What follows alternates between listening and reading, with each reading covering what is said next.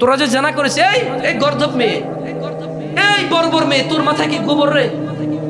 মা বাপ না হয় জাহেল, বুঝলাম তোর জান্নাতের বিষয়ে খেয়াল রাখে না। বোন আমার তোর বয়স 14-15 হয়েছে না? বোন আমার তোর বয়স 16-17 হয়েছে না? কিভাবে তুই বিয়ের আগে আরেকটা ছেলের সাথে ঘুমাস? কিভাবে তুই আরেকটা ছেলের ক্লোজে যাস? কোন বুদ্ধি তোর? তোর কি বিবেচনা? তোর কুমারিত্ব কি বারবার ফিরে আসবে রে বোন? মারা গেলে মানুষ কি ফিরে আসে? তোর কুমারিত্ব কি বারবার ফিরে আসবে? তুই কিভাবে আরেকটা ছেলের কাছাকাছি যাস বিয়ের পূর্বে? কিভাবে আরেকটা ছেলেকে তুই অ্যাক্সেস দিস তোকে ধরার, ছোঁয়ার? এই দেশের জানাবে বিচারকে প্রেম বলে। ওই জানাবে বিচার যা প্রেমই বললাম, সাকসেস রেশিও কয়টা রে? কয়টা ছেলে মেয়ে প্রেম করে কয়টা বিয়ে হয়েছে? তা তোরা যে প্রেম করে জানাবে বিচারে লিপ্ত হস, স্বামীকে কি জবাব দিবি রে বোন আমার? পারবি, কোনো চিন্তা নাই। নির্লজ্জ, বেহায়া, হিজড়া ছেলে, ব্যক্তিত্বহীন ছেলে, যাকে দেখে তার পরিবার ভয় পায় না। যদি এই ছেলে যদি কোনো কুমারী মেয়ে না পায়, এই ছেলে যদি বুঝতে পারে যে এর বউ বিয়ের পূর্বে কারোর সাথে শারীরিক সম্পর্ক করছে, এ কিডনি বিক্রি হলো তালাক দিবে, কিডনি বিক্রি করে হলো তালাক দিবে। এবং সে অ্যানাউন্স করবে, হ্যাঁ আমি ওই দুর্ভাগা যে একটা মানে দুশ্চরিত্রা মহিলাকে বিয়ে করেছি, আমি সেই অবিচক্ষণ লোক, আমি সেই বর্বর, সেই গর্ধব যে বিচক্ষণতা দিয়ে ফাইন্ডিংস করতে পারেনি একটা ভালো মেয়ে বিয়ে করেছে, একটা দুশ্চরিত্রা যে বিয়ের পূর্বে চরিত্র খারাপ করেছে, আমি সেই দুর্ভাগা, সেই গর্ধব, তালাক দিয়ে দিলাম। তাহলে যে আমার কি হবে, সমাজ কি হবে? তুই ছেলেরে বেটা, তুই পুরুষ, আমার কি হবে? বেটা দুর্নীতিবাজ হলে হইছস, বেটা ঘুষখোর হলে হয়েছিস, তাহলে নির্লজ্জতা এখানে পৌঁছেছে। আবার হুজুর রম মার হাবা, ও ব্যক্তি 3 লাখ টাকা দিছে, ও ফকিন্নির বলা, আস্তাগফিরুল্লাহ, এভাবে বলা উচিত না। ও তো অসুখ হলে চিকিৎসাই করতে পারবে না, 3 লাখ টাকা দিতে আসছে মসজিদে, আবার মার হাবা বলে। আমি কোনোদিন বলছি মার হাবা? দেখছেন আমার মুখে? কেন মার হাবা বলবো? ও কি করে যে 3 লাখ টাকা দিছে এখানে এসে? এত বড় চোর, ঘুষখোরের মার হাবা বলবো? আবার মসজিদের সভাপতি বানাবো? এলাকার মানুষ এত নিকৃষ্ট কিভাবে হয়? 2-4টা মানুষও কি ভালো হয় না? একটা দেশের এতগুলো মানুষ কিভাবে এত আবর্জনা হয়?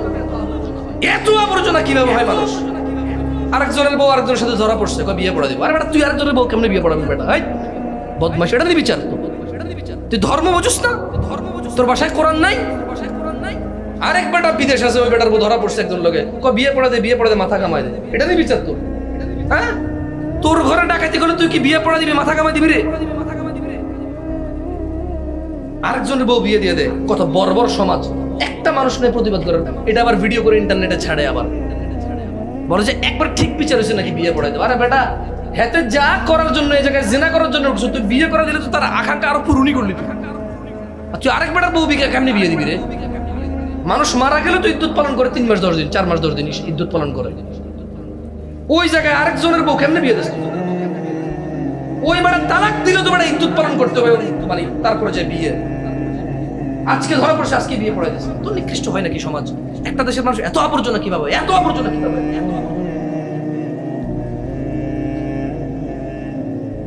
বিয়ের রাতে বলে যে তুমি কি করছো আমাকে বলো, আমি কিছু বলবো না কাউকে, তোমাকে মাফ করে দেবো। বলে যে আমি 7 জনের লোক, একজন লোকে শুধু ছিলাম। বলে যে কয়বার ছিলা? মেয়ে বলে যে না, শুধু একবার, সত্যি বিশ্বাস করে নেন। এরপর আবার মেয়ের মা মেয়েকে ছেড়ে দিছে একা একা, একলা যায় একলা আসে, একলা যায় একলা আসে, ওনাদের সাথে পড়ালেখা করে। এরপরে যে এদেশে প্রেম করে বিয়ে সাকসেস রেশিও কত রে? এই জাহেল ছেলে, আরেকজনের মেয়ের জীবন নষ্ট করিস? তুই বল না, তুই বল, 100 জন পোলা মাইয়া প্রেম করে কয়জনের বিয়ে হয়? আমি জানি না জানাকারী ব্যভিচারকারীকে কিভাবে শাস্তি দেয় সুন্দর করে, আমি জানি না। আমি জানি না অপরাধীকে কিভাবে সুন্দর করে শাস্তি দেয়, আমি জানি না। ওই শাস্তিটাই সৌন্দর্য আমার কাছে। আমার কাছে অপরাধের বিচারটাই হচ্ছে সৌন্দর্য। আমার কাছে অন্যায়কারের লাঞ্ছনাই হচ্ছে সৌন্দর্য, যাতে অন্যান্য মানুষ অ্যাওয়ার হইতে পারে, ওয়ার্ন হইতে পারে, সতর্ক হইতে পারে। This is what beautiness of my view, my point of view. আমি সুন্দর করে পারবো না ঘুষখোরের ছেলে ফুটাঙ্গিগিরি দেখায় ঘুরবে, আর আমি বলবো যে wow wow wow, I couldn't do that. আমি পারি না, পারবো না।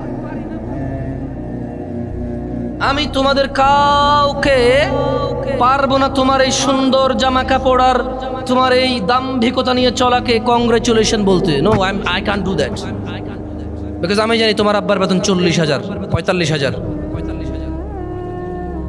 তোমার আব্বার বেতন আজকে 60,000 হয় নাই, শুরু করছিল 13,000 টাকা দিয়ে, 12,000, 8,000, 7,500 টাকা দিয়ে। এটা তোমার আব্বা। 30 বছর চাকরি করার পর এখন বেতন হয়েছে কত? 83,000। আমি তোমাকে কংগ্রেচুলেশন বলতে পারবো না, আমার পক্ষে সম্ভব না। তোমার এই ব্র্যান্ডের জামা, তোমাদের আইফোন, এগুলো প্রমাণ করে তোমার আব্বা দুর্নীতিবাজ।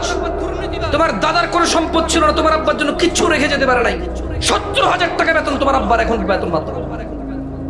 সরকারি চাকরি, আবার কিছু হলে বলো যে ফোন দেবো এই অফিসে সেই অফিসে আটকাই দেবো, হ্যান ত্যান সব কিছু। বেটা 60 বছর আটকাবি তুই আর তোর বাপ মিলা বেটা। এই বেটা 60 বছরের পরে পারবি আর কিছু করতে? হ্যাঁ, তুই আর তোর বাপ মিলে আমার বার্ধক্য আটকাইতে পারবি? তুই আর তোর বাপ মিলে কতদিন আমাকে অপারগ রাখবি?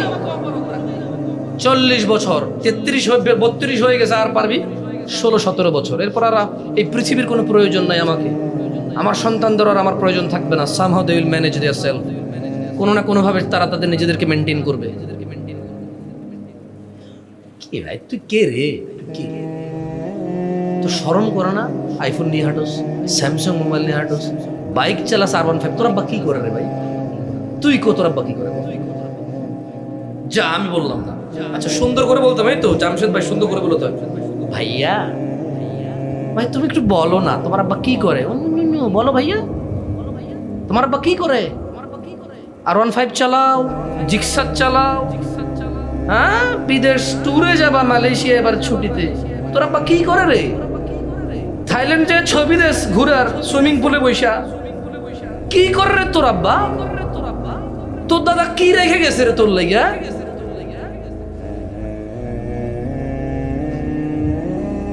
মানে আমি দেখেন, আমি আগেও বলছি লাআল্লাকুম তাত্তাকুন। মা হুয়া আত-তাকওয়া ইয়া নাস? মা হুয়া আত-তাকওয়া? তাকওয়া কি? আল্লাহ ভীতি। কিভাবে আল্লাহ ভীতি হলো? রোজা রাখা প্রেমিকরে বলতেছে তোমাদের এলাকায় ইফতারি আজকে কি বানাইছে, তোমরা আজকে কি বানাইছো? রোজা রাখা জেনার সম্পর্ক কন্টিনিউ করতেছে, তার জেনার পার্টনার কি বানাইছে ইফতারি সেটা খবর নিচ্ছে। তা কি তাকওয়া আসছে তার?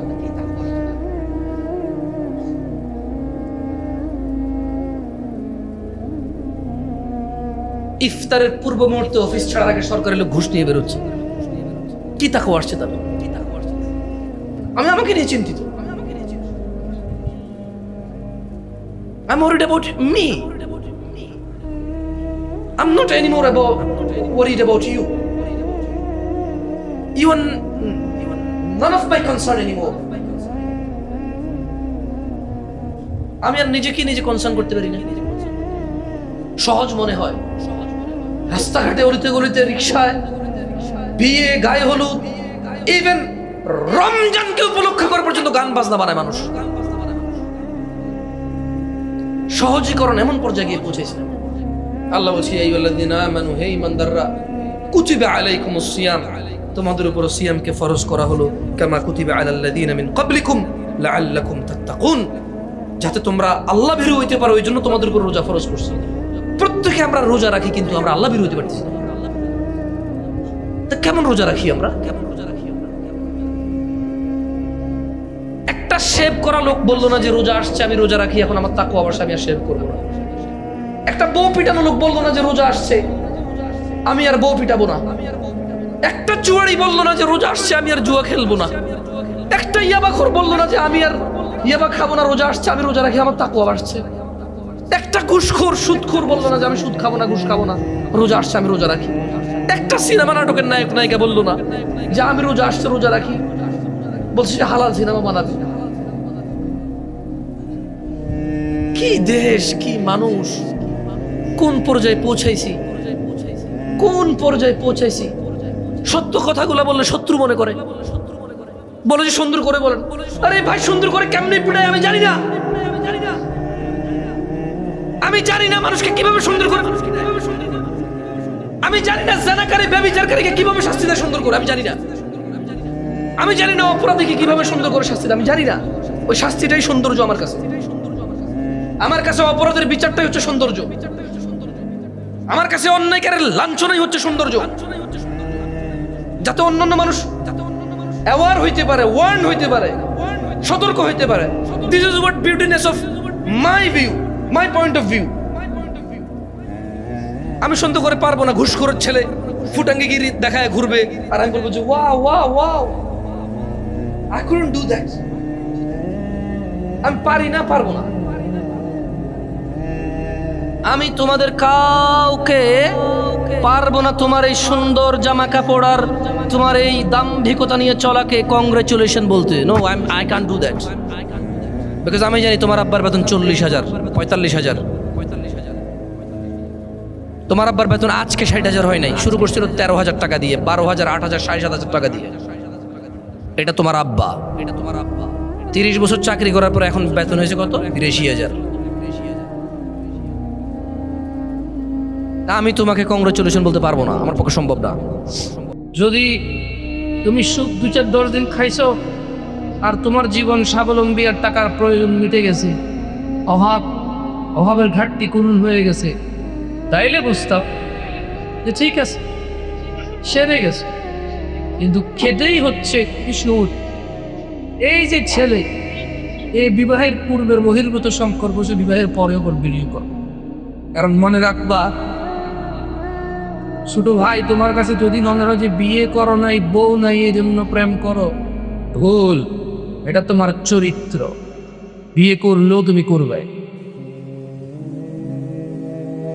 যদি তুমি বিয়ে করো নাই এই রিজনে প্রেম করো, তাহলে তুমি বিয়ে করার পরেও প্রেম করবা, এতে কোনো সন্দেহ নাই। তাহলে পরকীয়া কাকে বলে বলো? বাংলাদেশে মানুষ আমরা আজও জিনা অবিবাহিত করলে বলে যে প্রেম, জিনা বিবাহিত করলে বলে যে করবে। বাট জিনা বলি,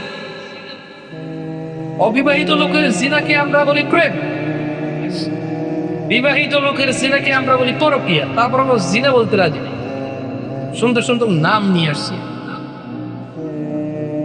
এই আগামীর প্রজন্ম পরকে ঘৃণা করবে, জিনাকে না। পরকীয়া ঘৃণা করলে বুঝলাম, কিন্তু পরকীয়া করলে কি সমস্যা? বললো যে ফ্যামিলি নষ্ট হয়ে যায়, ধ্বংস হয়ে। কিন্তু এটা যে গুনাহ, এটা যেটা বিশাল বড় মারাত্মক ইফেক্ট আছে জীবনে, এটা দিয়ে তার কোনো ই থাকবে না। এটাকে বলে কি, এটা নিয়ে ওরা কোনো ই থাকবে মানে কনসার্ন থাকতে দাও যে গুনাহ বা পাপ, বা আমার রিজিক কমবে, আমার হায়াত কমবে, আমার সুস্থতা কমবে, আমার সম্মান কমবে, এটা নিয়ে সে এ করবে। জন্মে যে আরেকটা পরিবার নষ্ট করে আছে, কেঁদে এটা মানে আফসোস চাই তার আছে। আল্লাহর বিধিবিধান, আল্লাহ সবগুলো অপরাধকে বলছে করিও না, খালি জিনাকে বলছে কাছে দিও। আমার মনে হয় নেশা অবস্থায় নামাজের কাছে যেতে না করছে, আর জেনাকে জেনার কাছে যেতে না করছে। লা তাকরাবুস সালাত, না নামাজের কাছে থেকে নেশার মানে নেশার বস্তু থাকে। আর মানে জেনার বিষয় বলছে যে লা তাকরাব, কাছে যেতে না। এই রোজার বন্দি, এই রোজাকে কেন্দ্র করে কে আপনি কোন খারাপ কাজটা ছাড়ছে? আপনাকে অভিনন্দন, আপনাকে জামশেদ মজুমদারের পক্ষ থেকে অভিনন্দন, সারা পৃথিবীর সকল মুসলমানের পক্ষ থেকে অভিনন্দন। জিতে যাবেন আপনি ইনশাআল্লাহ।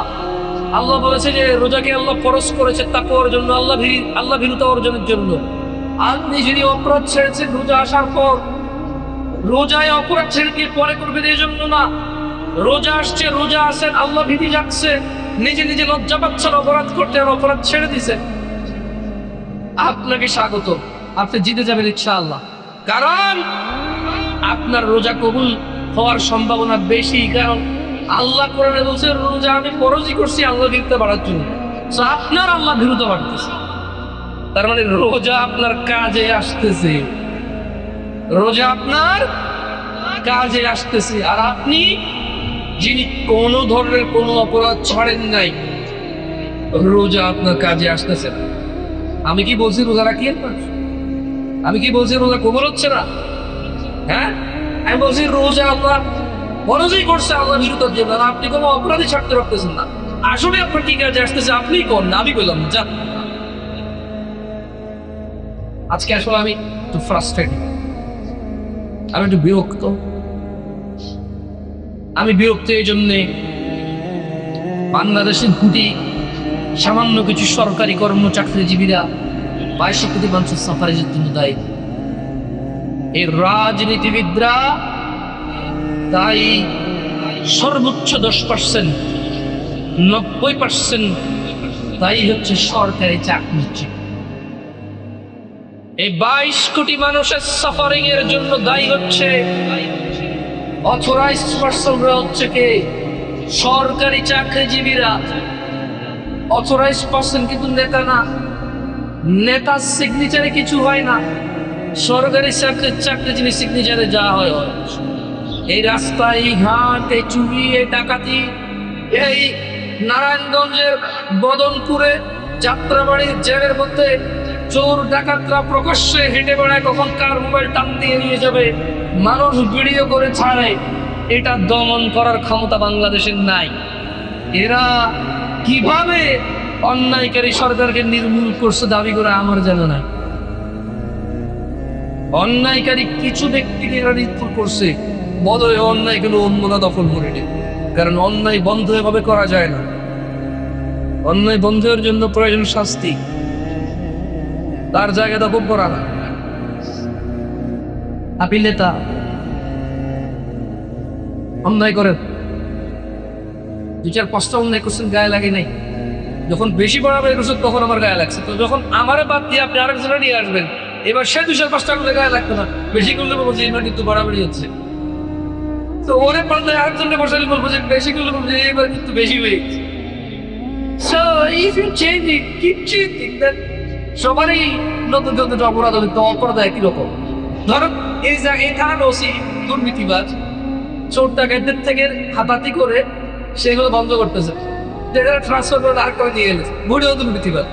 এবার দেখলে না লাভ আছে, এইভাবে 30 বছর শেষ। একটা প্রকার চেঞ্জ, একটা প্রকার চেঞ্জ। কারণ আপনি যে দুর্নীতিবাজ ওসি ছিল, এসআই ছিল, আইজি ছিল, ডিএজি ছিল, আপনাকে ট্রান্সফার করছেন, আপনি শাস্তি দেন। ওর চুরি চাক্ষুষ, ওর ইনভলভমেন্ট চাক্ষুষ, আপনি শাস্তি দেন, ট্রান্সফার করছেন কোথায়? ওই পান্তরপুর খাগড়াছড়ি ছেড়ে দেওয়া, ঘুষ খেতে পারে। আরে ভাই, যেটা খাইছে শাস্তি কোথায়? চাকরি হয়ে গেল, হয়ে গেল। ওর তো ছোটবেলা থেকে চাকরি করে খাবে, এইভাবেই ও বড় হয়েছে। তো চাকরিটা তো হয়ে গেল, ও তো সাকসেস। ও দুর্নীতি করে ঘুষ খেয়ে তোর সমস্যা হয়নি, হয়েছে? ওরে বান্ধব পড়াবে ঘুষ না খাওয়ার জন্য, ওসি বলে যা কামাছে দা দিয়ে আছে, সোজা মতেছি বসে দেবে, আরো বেশি খাও। তো বলছে 50 লাখ মতেছিলাম। পড়াটা ভাব, বিজনেস কোথায় বেশি আছে ওই জায়গা। কারণ আপনি 16 টাকা ট্রান্সফার করছেন আর এক জায়গায় শাস্তি দিয়া, বড়টাও দুর্নীতি ঘুষ, ওটা বড়টাকে বোঝে গেছে বলবো যে তুমি আমার মাকার উপরে হেব। আল্লাহ যদি বুঝাতে অভিজ্ঞতা তুমি নিকৃষ্ট পাওয়ার শর্ত আমার বলে যাচ্ছে।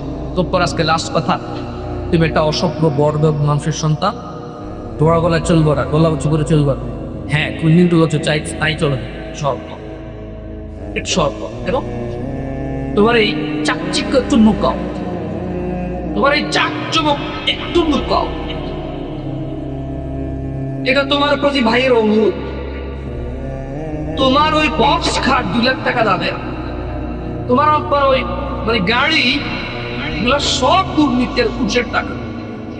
তুমি এটা চোরের সন্তান, তুমি এটা নির্লজ্জ হ্যাঁ মানুষের সন্তান। তোমার আব্বা মানুষই না, তোমার আব্বা মানুষই না, ও মানুষের কাতারই পড়ে না। তুমি বলতে গেলে অমানুষের সন্তান না, এটা তোমার দোষ নাই। না, তোমার কোনো দোষ নাই। এখানে তুমি নির্বাচন করতে পারো যে আধার জন্ম নিকা, বাট তুমি নির্বাচন করতে পারো কিভাবে জীবন চালাও। তোমার আব্বার ওই অসৎ উপার্জন দিয়ে ফুটে দিকে করে চলবে না। একটু লজ্জাবোধ করো, তোমার বয়স মাত্র 22 বছর। আমি তোমাকে অনেক ভালো মনে করি, আমি মনে করি তোমার মাথায় মগজ আছে, পচে যায়নি। আমি বিশ্বাস করি তোমার মাথায় গোবর নাই। আমি বিশ্বাস করি তুমি 16 বছর একটা মর্যাদাবান মানুষ। এটা জামশেদ মুলুকার, আল্লাহর কসম। আমি জামশেদ তোমার বড় ভাই, আমি বিশ্বাস করি তুমি তোমার আব্বার চাইতে ভালো। আল্লাহর কসম, আমার নজরে তোমার আব্বার চাইতে তুমি উন্নত, তুমি সম্মানজনক। এই সমাজের মুরব্বীদের চেয়ে আমি তোমাকে বেশি ভালোবাসি, কারণ তোমার ভিতরে এখনো আত্মমর্যাদা বোধ আছে। অপরাধকে তোমার অপরাধ মনে হয়, শুধু একটু তোমার এই চাকচিক্য, তোমার এই আলিশান চলাফেরা, তোমার এই সচ্ছলতা গোপন করো, মুক্ত হও। তোমার বাপকে বুঝো আপনার লাগতো না, ক্ষমতার লজ্জা করো। ও লজ্জা করবা না, কর্ম হওয়ার জন্য অপেক্ষা করো। আজকে আমি জামশেদপুর পরিচয় কিন্তু কালকে অন্য কেউ বলবে না। এখন সবাই পিছিয়ে বলার সামনে বলছে। তুমি পৃথিবীর কোন পরিস্থিতি তৈরি করবা করো, আমি জামশেদপুর আমি বলছি চোরের সন্তান, নিকৃষ্ট মানুষের সন্তান। বরবার তোমার আব্বা মানুষের একটু সম্মান নষ্ট করে ডাকে নামাইছে, তোমার আব্বা নিরপরাধীকে অপরাধী বলে ডাকে নামাইছে, তোমার আব্বার কারণে বাংলাদেশে রাস্তাঘাটে যায়, তোমার আব্বার কারণে বাংলাদেশে চুরি ডাকাতি হচ্ছে, তোমার আব্বা অপরাধীদেরকে বাঁচাই দিচ্ছে, তোমার আব্বা ওই নিকৃষ্ট মানুষ যে 5 কোটি মানুষের সাফারিং সহ্য করতে রাজি, শুধু নিজের সুখ না, বিলাসিতা, কাল্পনিক বিলাসিতা করতে রাজি। থাইল্যান্ড যায় ছবি তুলে পাঠাবা, মালয়েশিয়া যায় ছবি তুলে পাঠাবা, নতুন আইফোনের ছবি তুলে পাঠাবা না। তোমার আব্বা কি চাকরি করে একবার ভাবো, ভাবো তোমার আব্বার বেতন কত, ভাবো তোমার আব্বা কত টাকা কামায় এই চাকরি থেকে। শুধু সরকারি চাকরির লোকেরা এই ঘুষ খায় আপনার মনে করি না, বেসরকারি কোম্পানি যারা প্রকুরমেন্টে আছে, বেসরকারি কোম্পানির যারা মানে এফআইআরসে আছে, প্রত্যেক ব্যক্তি বিক্রি হয়ে আছে। ভুল কন্ট্রাক্ট, ভুল মানুষ থেকে নির্বাচন, নিজের কমিশন। সরকারি চাকরিজীবী যদি প্রার্থী টাকা দেওয়া বলে ঘুষ, ঠিক না? বেসরকারি নতুন বয় কমিশন, 4 রাস্তার টাকা। ওখান থেকে প্রথম পাবে 4 রাস্তার টাকা থেকে ঘুষ দেয় মানুষের 700 টাকা। কিন্তু একজন ক্ষতিকর ভাষায় মোট কিছু বললাম তো, আর কিছু বললাম এই বুঝছো, তোমার আবার 4 রাস্তা টাকা বললাম, তুমি এগুলো দেখা পাবো, তোমার এইসব চলাফেরা দেখা পাবো। খবরদার কেউ কিছু বলে না, ওর শরীরটা পানি রক্ত দেয়, ও তো মানুষ ও মানুষ আবর্জনা সমাজ, তোমার কিছু বল। সো আবর্জনার নেতা তুমি, আবর্জনা বড় লোক তুমি, বুঝছো না? বুঝো নাই তুমি পয়সা না, কারণ তোমার ছবি আবর্জনার মধ্যে আছে। সো তোমার গায়ে আশপাশে আবর্জনা লেগে আছে। সো মাছি আর মশা যদি বলে যে আমি উঠতে পারি, যা এগিয়ে আসে এবং প্রাপ্তি দিতে পারা যায়, বুঝো নাই? মশা মাছি হয়ে উঠতে পারলে কি লাভ? বড়াই করার দরকার নেই, মশা বড়াই করলে হবে না, আমি উঠতে পারি, তুই তুই ব্যবস্থা। মানুষ, আল্লাহ মানুষকে বলেছি ওয়ালাকাদ কাররামনা বনি আদম, আমি আল্লাহ আদম সন্তানকে সম্মানিত করেছি, মশা মাছিকে। তুমি বুঝছো? আল্লাহ তোমাকে বুঝার তৌফিক দান করো ভাইয়া। আসি হৃদয় ফিরে এসে আসতে তো প্রশেষ দিন। দেখুন দুষ্টামি করো তো আপনারা বলেন শয়তান পাইন্দা রাখছে, কোন শয়তান আপনারা এমন হুকুমার? বিষয়টা এমন না তো যে আপনি নিজে একটা শয়তান। আজকে খুতবা এই কয়টা শেষ, রমাদানে তো আল্লাহ শয়তানকে শৃঙ্খলাবদ্ধ করে। কি করে? কি করে? তাহলে আপনি কেন শয়তানি করতেছেন? ওয়াই এর অ্যান্সার আছে। কুল আউযু বিরাব্বিন নাস সূরাটা পড়েন, কেউ পড়েন দেখেন কি বলছে আল্লাহ। কুল আউযু বিরাব্বিন নাস মালিকিন নাস ইলাহিন নাস মিন শাররিল ওয়াসওয়াসিল খান্নাস আল্লাযী ইউওয়াসওয়াসু ফি সুদুরিন নাস মিনাল, তারপরে মিনাল জিন্নাতি, আরে শয়তান কয়ের প্রকার, একটা হচ্ছে জিন শয়তান। শয়তান কিন্তু জিন না, জিনের মধ্যে শয়তান আছে। শয়তান শয়তান আপনার মনে করছেন কি জিন আর শয়তান এক কথা না? মানে মানুষ কিন্তু মহিলা পুরুষ কি এক কথা? মানুষ মহিলা পুরুষ কি এক কথা? ছোট আর বড় কি এক কথা? শিশু আর বুড়ো কি এক কথা? সবাই কি মানুষ, কিন্তু এরা নারী পুরুষ ভাগ আছে। শয়তান মানে কিন্তু জিন না। আপনি এরকম মনে করছেন না? এসে সূরা নাস পড়েন না, মিনাল জিন্নাতি নাস, তাহলে কি মানুষ? তাহলে আমরা আল্লাহর কাছে কোন শয়তান থেকে আশ্রয় চাই? জিন্নাতি ওয়ান্নাস, মানুষ শয়তান আর জিন শয়তান থেকে আমরা আশ্রয় চাই। তাইলে জিন শয়তান তো এখন কি হয়ে গেছে? শয়তান এখন কি হয়েছে? শয়তান মানে এখন এটা মানুষ শয়তান আর জিন শয়তান, শয়তান কি হয়েছে এখন? এখন ধরুন শয়তান, তাহলে আপনি বান্দরানি করতেছেন কেন? আপনি শয়তানি করতেছেন কেন? কারণ আপনি নিজে শয়তান না তো। এখন তাহলে কি বাইরে রাখতে হবে আপনারাও কোথাও? দেশ ভালো হওয়ার জন্য, জনগণ ভালো হওয়ার জন্য, সমাজ ভালো হওয়ার জন্য, রাষ্ট্র ভালো হওয়ার জন্য, পরিবার ভালো হওয়ার জন্য, ব্যক্তি ভালো হওয়ার জন্য। এদের একটা সম্ভব আপনাকে ও আপনার বাপ মুখ নেতা বন্ধু, আপনার বড় ভাই ও সরকারি চাকরির লোক অফিসে বলেন আপনাকে দিয়ে দেন ভেঙে সব কে বল? আপনার বল ঠিক আছে। আল্লাহ তাআলা আমাদেরকে এই রমজানের তাকওয়া প্রাপ্তি হওয়ার তৌফিক দান, অন্যায় অপরাধ থেকে ফিরে আসার তৌফিক দান, আমাদের গুনাহ ভুল ত্রুটি তিনি ক্ষমা করে দেন, উনি গফুর করেন। আল্লাহ সুবহানাহু ওয়া তাআলা আমাদের নিজেদের সংশোধন হওয়ার তৌফিক আছে, হৃদয়ের পথ বিচারিত করুন। আজকের খুতবার খতিবকে আল্লাহ তাআলা সংশোধন করুন। আজকের খুতবার খতিবের ভক্তি আল্লাহ মাফ করুন। আজকের খুতবার খতিবকে এবং তার খুতবার মুসল্লিদেরকে আল্লাহ এই খুতবা থেকে লিতখোগার বরকতের কবিতা। আজকের খুতবার খতিব এবং তার মুসল্লিদের আল্লাহ ক্ষমা করুন। আজকের এই মসজিদের খুতবার খতিব এবং তার মুসল্লিদের আল্লাহ তাআলা ক্ষমা করুন। আল্লাহ তাআলা এই খুতবার খতিব এবং তার মুসল্লিদের তিনি সুবহানাহু ওয়া তাআলা জীবন সংশোধন করে ওনার পথে জীবন অতিবাহিত করার তৌফিক দান।